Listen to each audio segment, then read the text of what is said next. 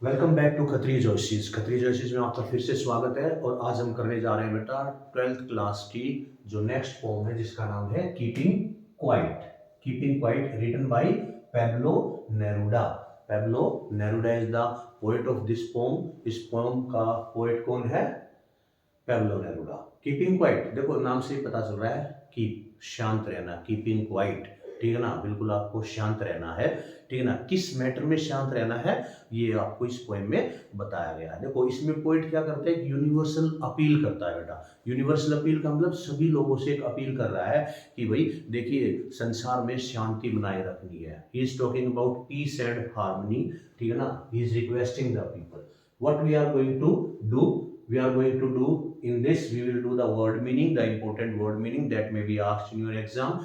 Poetic device we are going to do, then at last we are going to discuss the important questions. तो चलिए अभी हम line to line इसके explanation करते हैं बेटा। Okay, now see what does the poet say. Now we will count to 12 and we all keep still. Still का मतलब शांत। हम 12 तक गिनेंगे। वी विल, वी का मतलब हम, आई एंड वी ऑल, ठीक है ना, जितने भी इस दुनिया में आदमी है, जितने भी, ठीक है ना, the people living in this world, they will count up to 12। 12 तक गिनेंगे। जैसे होते हैं ना, जैसे 1 2 3 4, 12 तक का मतलब इनडायरेक्ट में कहता है कि एक, जैसे एक दिन में कितने 12 घंटे होते हैं, ठीक है ना, साल में 12 महीने होते हैं। वो कहता है अगर हम दिन में बिल्कुल शांत रहेंगे, ठीक है ना, पूरा दिन की बात नहीं कर रहा वो, he just counting up to 12 for a short period of time. वो कहता है जब तक मैं 12 गिनूं, ठीक है ना, वी विल कीप स्टिल, हम शांत बैठेंगे। For once on the face of the earth, इस अर्थ के फेस पर, फॉर वंस एक बार, इस पूरी पृथ्वी पर, ये जो पूरी पृथ्वी है, जितने भी इस पर जो फेसिस है, जितने भी जो पीपल है, जितने भी जो आदमी है, अगर वो एक बार शांत रहेंगे, let's not speak in any language, हम किसी भी भाषा में बात नहीं करते हैं, ठीक है ना। देखिए यहाँ एनी लैंग्वेज का मतलब क्या है बेटा? एनी लैंग्वेज रेफर्स टू, भाई देखो आपकी अलग अलग भाषा होती है, हिंदी है, मलयालम है, पंजाबी है, गुजराती है, राजस्थानी है, उर्दू है, कुछ भी है, ये वो बात नहीं कर रहा है। एनी लैंग्वेज का मतलब सपोज मैं शांत बैठ गया, मैं हिंदी में बात नहीं कर रहा, इंग्लिश में बात नहीं कर रहा। एनी लैंग्वेज मीन्स आप किसी को इशारा भी नहीं करेंगे, आप शांत बैठे हैं, लेकिन इशारों में ऐसे बातें कर रहे हैं, कम हियर, ऐसे, तो वो भी तो बातें ही है, लैंग्वेज ही है वो एक तरह से, ठीक है ना। तो कहता हमें कुछ इशारा नहीं करना किसी को, हमें किसी भी भाषा में बात नहीं करनी। We will keep still, let's stop for 1 second, 1 second के लिए रुकते हैं, ठीक है, हम सोचते हैं, हमें शांत रहना है, हमें किसी भी लैंग्वेज में बात नहीं करनी है। It, okay, and not move our arms so much, और हम अपने हाथों को, अपने आर्म्स को नहीं हिलाएंगे। यहाँ देखिए ये जो वर्ड है ना आर्म्स, ठीक है ना, इसमें पोएटिक डिवाइस है बेटा कौन सा? पन। मैंने बताया था ना दैट गिव्स मोर देन 2 और 3 मीनिंग्स, जिसके दो। अब देखो आर्म, आर्म हमारे हाथ होते हैं, हम अपने हाथों को नहीं हिलाएंगे, कहने का मतलब हम कोई मूवमेंट नहीं करेंगे, फिजिकल मूवमेंट नहीं करेंगे, इधर उधर से इधर उधर नहीं जाएंगे। और आर्म्स का मतलब हमने जो हमारे हथियार रखे हुए हैं, हमने टैंक है, हमारे तोप है, हमारी बंदूक है, हमारे जितने भी वेपन्स हैं उनसे रिलेटेड हम उनको भी यूज नहीं करेंगे, यानी कि हम लड़ाई करेंगे नहीं, तो शांति अपने आप ही बन जाएगी। तो here arms refers to the poetic device pun. तो इस स्टेजा में पता चल गया the poet is making an appeal to the people to keep still until he counts ups to 12, ठीक है ना।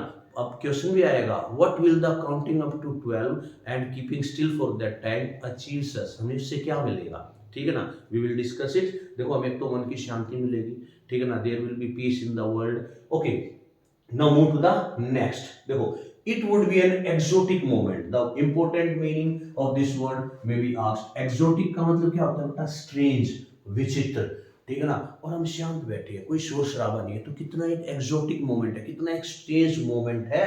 विदाउट रश, विदाउट इंजन्स, ना कोई रश, शोर शराब, शोर भाग दौड़ है, ना कोई इंजन, इंजन जैसे छक छक आवाज आती रहती है ना, मशीन चलती रहती है। हेयर का मतलब, यहाँ का मतलब बेटा विदाउट रश, विदाउट इंजन का मतलब बिना शोर शराबे के, बिना किसी व्हीकल के। बड़ी बड़ी फैक्ट्रियां चल रही है, व्हीकल चल रही है, गाड़ियां चल रही है, ट्रेन चल रही है, इनका शोर शराबा होता है। तो कहता है कि बिना इस शोर शराबे के हम जब शांत हो जाएंगे, सब कुछ बंद हो जाएगा, हम किसी भाषा में बात नहीं करेंगे, मूवमेंट नहीं होगा, तो एक अजीब, एक स्ट्रेंज मोमेंट होगा। We would all be together, और हम सब एक साथ एक दूसरे के साथ नजर आएंगे इन ए सडन स्ट्रेंजनेस। देखो यहां पर भी ये छोटे छोटे बेटा देखो, विदाउट एंड विदाउट तो कौन सा हो गया, रिपीटिशन, ठीक है ना, रिपीटिशन हो गया इसमें, ठीक है, W W S S repetition हो गया, सॉरी एलिट्रेशन हो गया इसमें, ठीक है, वो रिपीटिशन था, जब मतलब वर्ड्स आर रिपीटेड, ठीक है ना, तो उसको क्या कहा जाएगा बेटा, रेपिटिशन। और जब अल्फाबेट्स कॉन्सोनेंट रिपीट होते हैं, दे आर नोन एज, ठीक है, एलिट्रेशन। ओके, नाउ वो कहता है it would be an exotic moment, एक विचित्र पल होगा, कब, when we will not speak with anyone, there will be no rush, there will be no engine, and we will all be together in a sudden strangeness, एक अजीब सी चुप्पी में हम सब ऐसा फील करेंगे जैसे हम सब एक साथ हैं। See if I will do introspection, मैं शांत बैठ जाता हूँ तो मेरा दिमाग पता नहीं कहाँ कहाँ दौड़ेगा, ऐसा लगेगा जैसे मुझे पुराने दोस्तों की याद आ रही है, ठीक है ना, मेरे फैमिली मेंबर्स वहाँ कैसे होंगे, ठीक है ना, तो ये सब कैसे लगेंगे, ऐसे लगेंगे जैसे मेरे आसपास है, ठीक है ना। तो ये कहता है it would be an exotic moment, what would be the exotic moment, when we would do introspection, we will not do anything, we will not move our arms and anything. Okay, fisherman, then here in the next stanza the poet is giving the example of two people, एक तो वो fisherman का उदाहरण देता है बेटा, और एक दूसरा man gathering salt, ठीक है ना, ये क्या है, इनके एग्जाम्पल के थ्रू वो बताना चाहता है, ठीक है ना, कि जो आदमी है फिशरमैन इन द कोल्ड सी, ठीक है ना, फिशरमैन इन द, अब देखो यहां पर भी एक क्या है, ट्रांसफर एपिथेट है इसमें, फिशरमैन इन द कोल्ड सी। अब ये कोल्ड सी, कोल्ड का मतलब होता है बेटा, cold is stands for in poetry hate, नफरत, ठीक है ना, बिल्कुल जिसमें कोई ह्यूमन फीलिंग्स नहीं है, तो जो मछुआरे हैं it is referring to the fisherman, तो ये हो गया ट्रांसफर्ड एपिथेट, याद रखना बेटा।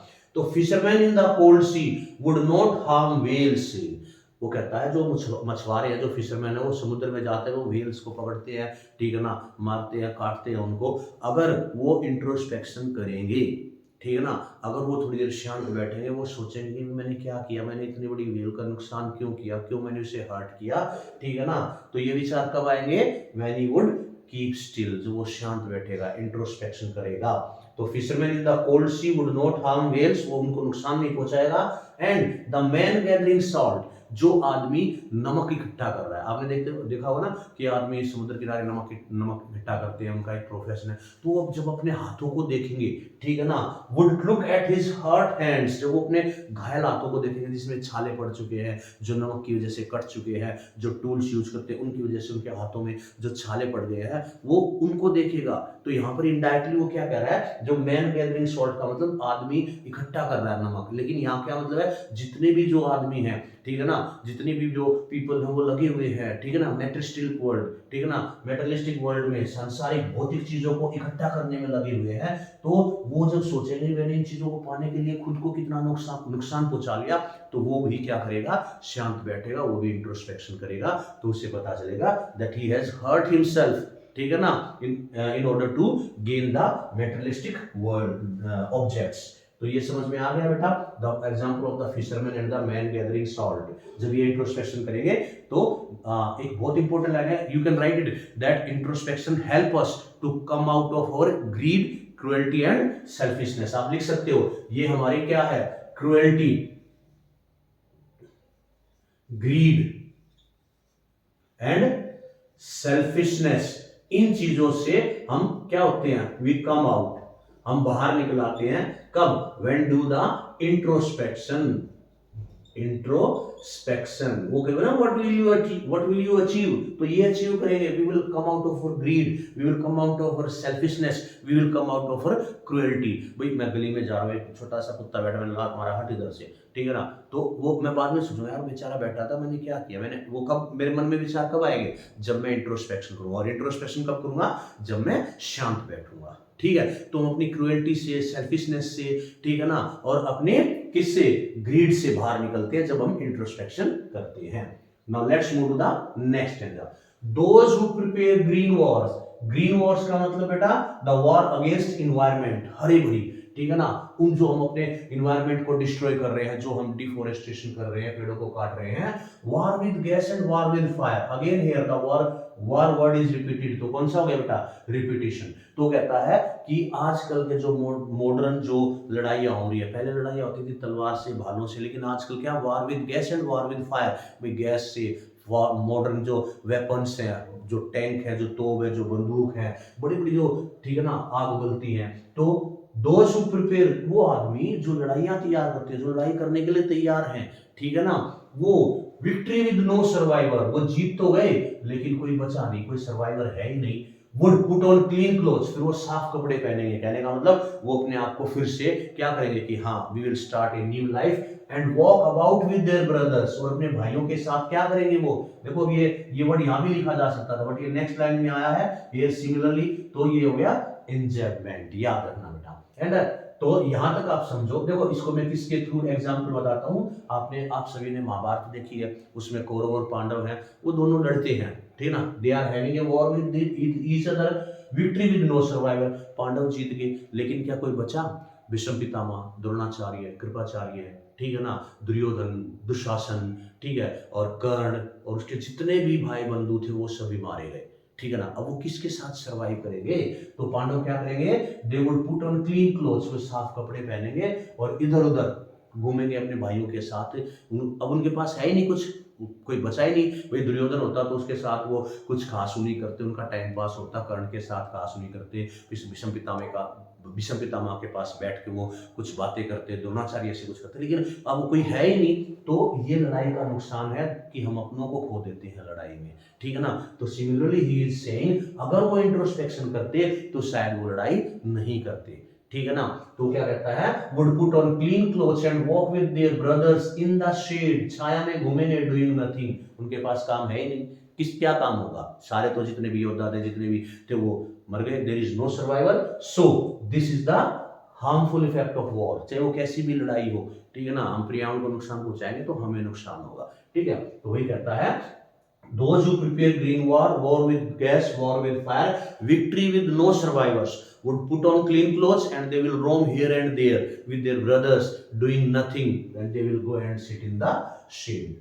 What I want, जो मैं कहना चाहता हूं, अब ये नेक्स्ट है बेटा आपका स्टेंजा, द पोएट सेज कि देखो मैं आपको कह रहा हूं कि आप भाई थोड़ी देर शांत बैठो, ही इज saying that भाई मैं ये आपको बोल तो दिया कि आप शांत बैठो, but I am not saying that you have to become totally inactive, ठीक है ना। वही कहता है, what I want should not be confused, मैं जो बताना चाहता हूं उससे आप लोग कंफ्यूज मत होना कि भाई ये तो नहीं है विद टोटल इनएक्टिविटी, कि पोएट तो कह रहा है टोटल इनएक्टिव हो जाओ, बिल्कुल शांत बैठ जाओ, कुछ करना ही नहीं है, निठल्ले हो जाओ, नहीं, वो ये नहीं कह रहा।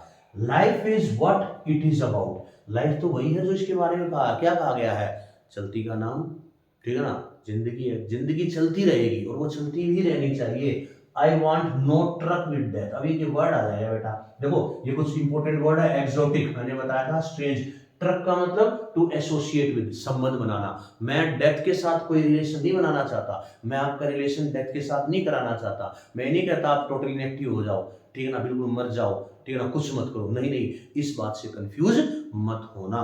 यहाँ एक क्वेश्चन बनेगा बेटा, is the poet advocating inactivity, क्या वो इनएक्टिविटी को एडवोकेट कर रहा है, no he is not advocating, advocate होता है ना वकील, वकालत कर रहा है कि हाँ इनएक्टिव हो जाओ, no he is not advocating inactivity, rather he is saying that for a short while we should take a break from our all worldly activities, we should think what we have done, we should think what we have lost, we should think what we have done to the environment and to the people, उनके हमने क्या नुकसान पहुंचाया है।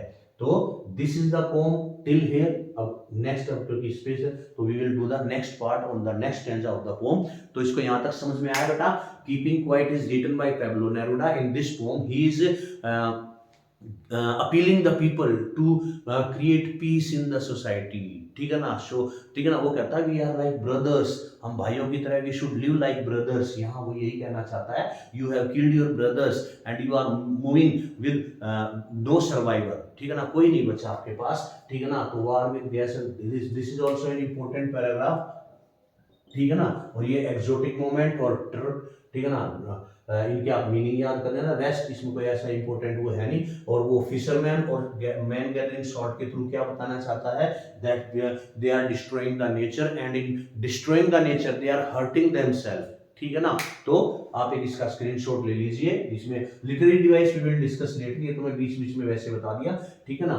तो take a screenshot. ये line जरूर ध्यान रखना बेटा कि इंट्रोस्पेक्शन आपकी क्या मदद करेगा। Introspection help us to come out, किस चीज से बाहर निकालता है हमें, हमारी ग्रीड से, हमारी क्रुएल्टी से, हमारी सेल्फिशनेस से। और एक और लाइन लिख सकते हो, इफ वी विल इंट्रोस्पेक्ट ना we can start our work, हम अपने काम को क्या कर सकते हैं बेटा, स्टार्ट कर सकते हैं। कैसे?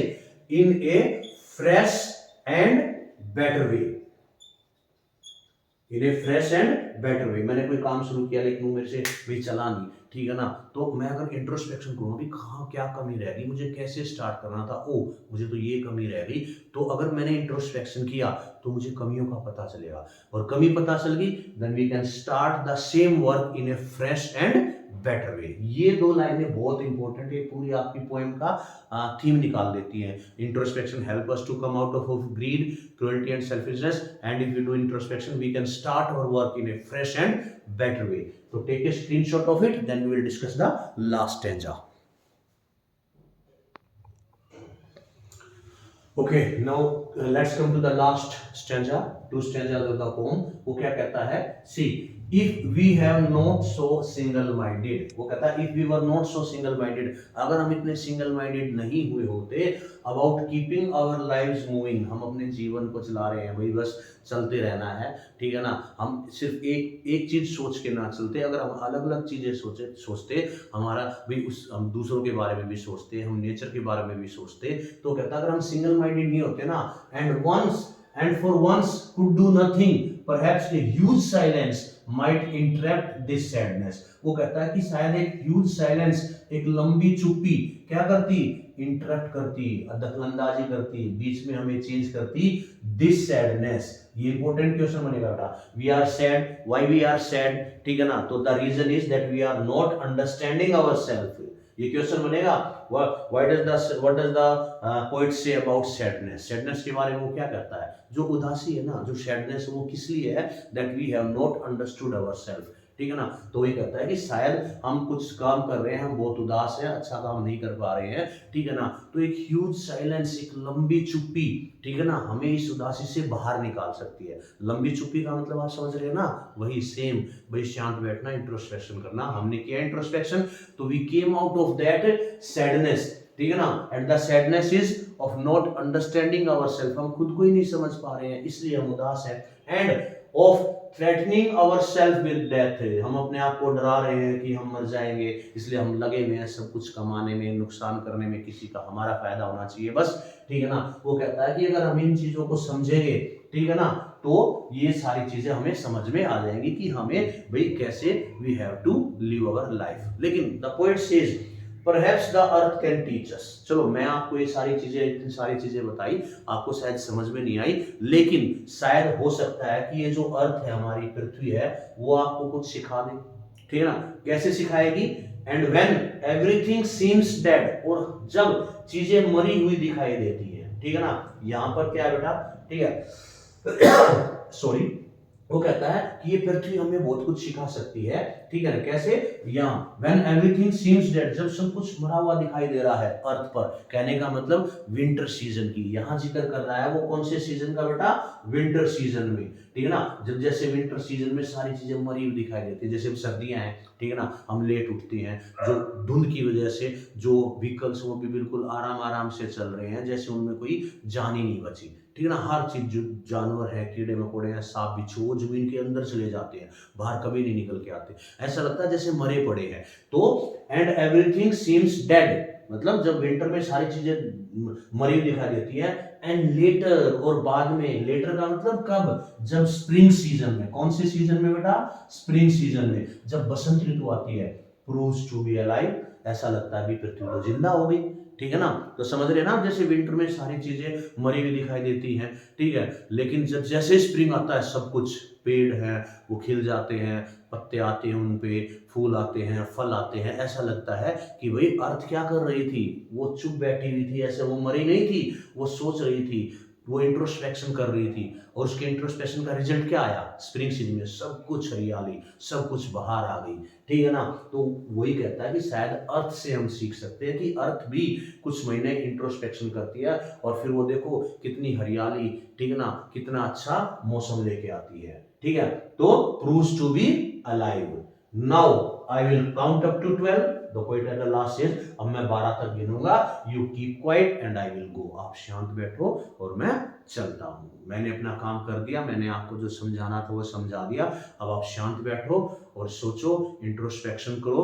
ठीक है ना, इससे आपको बेनिफिट मिलेगा, ठीक है ना। देखो इसमें बहुत सारी चीजें इनडायरेक्टली, वो कहते हैं ना, जहां ना जाए रवि वहां जाए कवि, इसकी सोच देखो कहां, वो एक चीज से बहुत सारी चीजें बताना चाहता है, ठीक है ना। यहां देखो अर्थ के एग्जांपल से उसने कभी कहीं नहीं लिखा कि भी विंटर में क्या है, स्प्रिंग में क्या है, लेकिन उसने बता दिया कि भाई अर्थ कैसे डेड दिखाई देती है, विंटर में कुछ नहीं होता, बिल्कुल सब स्लो मरा पड़ा है ऐसे लगता है, और जबकि स्प्रिंग में दोबारा से जान आ जाती है।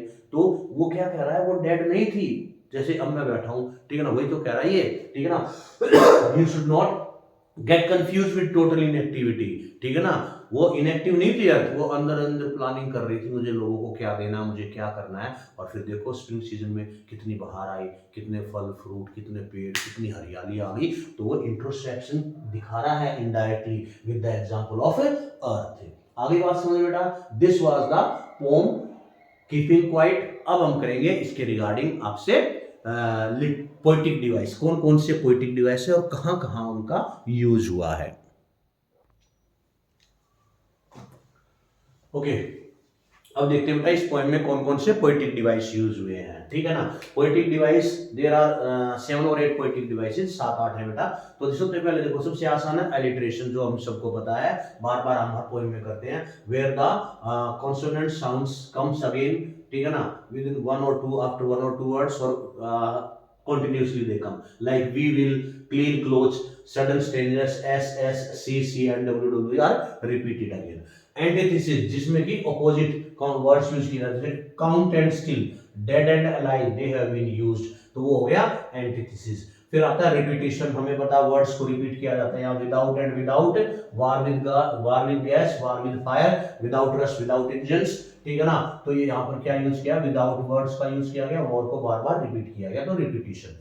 पन, जो कि मैं अभी आपको जब समझाया था तभी बता दिया था, ठीक है ना, जहां एक मीनिंग, जहां एक वर्ड दो मीनिंग्स को रिप्रेजेंट करता है, उसको पन भी बोल देते हैं बेटा, और इसको साइलेंट ऑफ भी बोल देते हैं। तो ये दोनों लिख सकते हो आप, कोई भी एक, if you write pun then you will also get marks, if you write silent of you will also get marks। Arms मैंने बताया था, इसके दो मीनिंग है, हथियार, और हमारे बाजुए, हमारे जो हाथ है उनको आर्म्स बोलते हैं। तो ये इसमें दो मीनिंग आ रहे हैं, तो इससे पन and sand of. Transferred epithet, मैंने बताया था ना, जब किसी एक एडजेक्टिव किसी एक नाउन की क्वालिटी को ना बता करे, इनडायरेक्टली किसी दूसरे के बारे में बात करे, तो हो गया transferred epithet. Fisherman in the cold sea, यहाँ कोल्ड किसको रिप्रेजेंट कर रहा है, फिशरमैन को, यानी कि कोल्ड हार्टेड, निर्दयी दिल का, कठोर दिल का, ठीक है ना। Cold, I told, it refers to hate and that negative feeling, तो यहां पर आ गया बेटा transferred epithet, fisherman in the cold सी।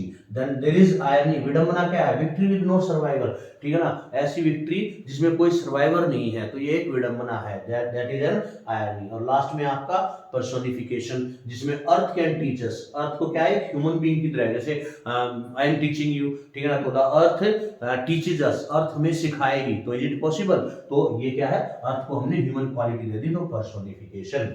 तो these are the poetic device used in the poem keeping quiet। मुझे इसमें इंपॉर्टेंट लगता है बेटा ट्रांसफर्ड एपिथेट, ठीक है ना, एंटीथेसिस, और ये पन, ये पूछे जा सकते हैं। बाकी रेस्ट तो इजी है, यू कैन डू देम, आप उनको आसानी से कर सकते हो, ठीक है। Take a screenshot of this poetic device, then we are going to discuss in the last phase. हम क्या डिस्कस करने वाले हैं, important question answer from this poem. जल्दी से आप इसको नोट कीजिए बेटा।